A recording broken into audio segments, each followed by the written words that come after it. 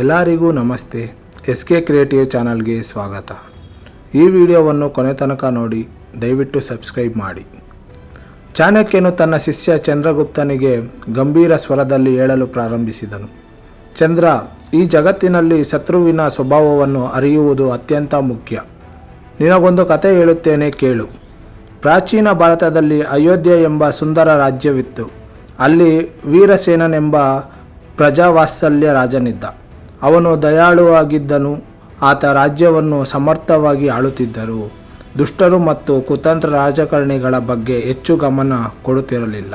ಒಂದು ದಿನ ರಾಜ ಸಭೆಯಲ್ಲಿ ಕುಳಿತಿದ್ದಾಗ ಅವನ ಸಜ್ಜನತೆಯನ್ನು ದೌರ್ಬಲ್ಯವೆಂದು ತಿಳಿದ ನಿಜರಾಜನೆಂಬ ಮಂತ್ರಿಯು ಕುತಂತ್ರ ಹೂಡಿದನು.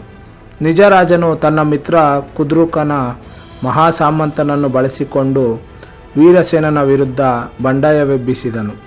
ವೀರಸೇನನು ಇದನ್ನು ಗಮನಿಸಿದರೂ ಶತ್ರುಗಳನ್ನು ಸಂಪೂರ್ಣವಾಗಿ ನಾಶ ಮಾಡುವ ಬದಲು ಅವರನ್ನು ಸರಿ ಮಾಡಲು ಪ್ರಯತ್ನಿಸಿದನು. ಕಾಲಕ್ರಮೇಣ ಕುದ್ರುಕ ಮತ್ತು ನಿಜರಾಜರು ಬಲಶಾಲಿಗಳಾಗಿ ರಾಜನಿಗೆ ದೊಡ್ಡ ಅಪಾಯ ತಂದೊಡ್ಡಿದರು. ಅವರು ವೀರಸೇನನ ಗಸ್ತು ಸೈನಿಕರನ್ನು ಸೋಲಿಸಿ ಗಡಿಭಾಗದ ಕೋಟೆಗಳನ್ನು ವಶಪಡಿಸಿಕೊಂಡರು. ಅವರು ರಾಜನ ಮೇಲೆ ದಾಳಿ ಮಾಡಲು ಸಂಚು ಹೂಡಿ ಒಂದು ರಾತ್ರಿ ದಾಳಿ ಮಾಡಿದರು.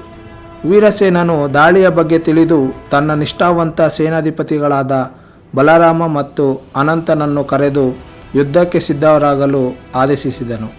ಆದರೆ ಅವನ ದಯಾಳುತನದಿಂದ ಶತ್ರುಗಳಿಗೆ ಮನ್ನಣೆ ನೀಡಿದ್ದರಿಂದ ಅವನ ಆಪ್ತ ಮಿತ್ರರೇ ರಾಜ್ಯವನ್ನು ಆಕ್ರಮಿಸಲು ಸಹಾಯ ಮಾಡಿದರು.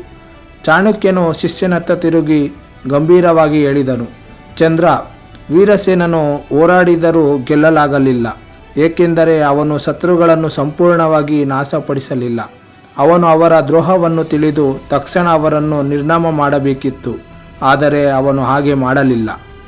ಚಂದ್ರಗುಪ್ತನು ಕುತೂಹಲದಿಂದ ಕೇಳಿದನು, ಗುರುದೇವ, ನಂತರ ಏನಾಯಿತು? ಚಾಣಕ್ಯನು ನಗುತ್ತಾ ಉತ್ತರಿಸಿದನು, ವೀರಸೇನನು ಕೊನೆಯ ಕ್ಷಣದಲ್ಲಿ ತನ್ನ ದಯಾಳುತನವನ್ನು ಬಿಟ್ಟು ಪೂರ್ಣ ಯುದ್ಧ ಸಿದ್ಧತೆಗಳೊಂದಿಗೆ ಸೈನ್ಯವನ್ನು ಮುನ್ನಡೆಸಿದನು. ಆದರೆ ಅವನ ಆಂತರಿಕ ಮಂತ್ರಿಗಳಲ್ಲಿ ಕೆಲವರು ಅವರ ವಿರುದ್ಧ ರಹಸ್ಯವಾಗಿ ಕೆಲಸ ಮಾಡಿದ್ದರು. ಇದರಿಂದ ಅವನು ಶತ್ರುಗಳ ದಾಳಿಗೆ ತುತ್ತಾಗಿ ರಾಜ್ಯವನ್ನು ಕಳೆದುಕೊಂಡನು.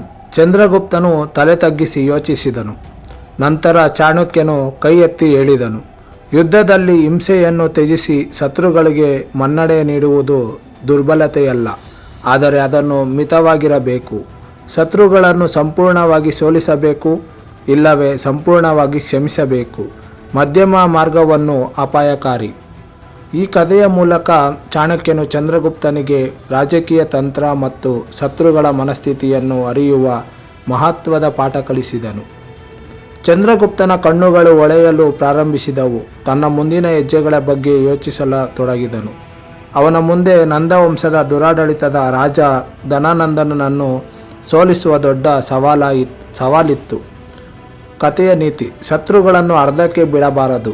ಶತ್ರುಗಳಿಗೆ ಮನ್ನಣೆ ನೀಡುವುದು ವ್ಯರ್ಥ. ಅವರನ್ನು ಸಂಪೂರ್ಣವಾಗಿ ಸೋಲಿಸಬೇಕು ಅಥವಾ ಸಂಪೂರ್ಣವಾಗಿ ಕ್ಷಮಿಸಬೇಕು. ಮಧ್ಯಮ ವರ್ಗವು ಅಪಾಯಕಾರಿ. ಈ ಕತೆ ನಿಮಗೆ ಇಷ್ಟವಾಗಿದ್ದರೆ ಲೈಕ್ ಮತ್ತು ಕಮೆಂಟ್ ಮಾಡಿ. ಇನ್ನೊಂದು ವಿಡಿಯೋ ಜೊತೆ ನಿಮ್ಮನ್ನು ಭೇಟಿಯಾಗುತ್ತೇವೆ. ಧನ್ಯವಾದಗಳು.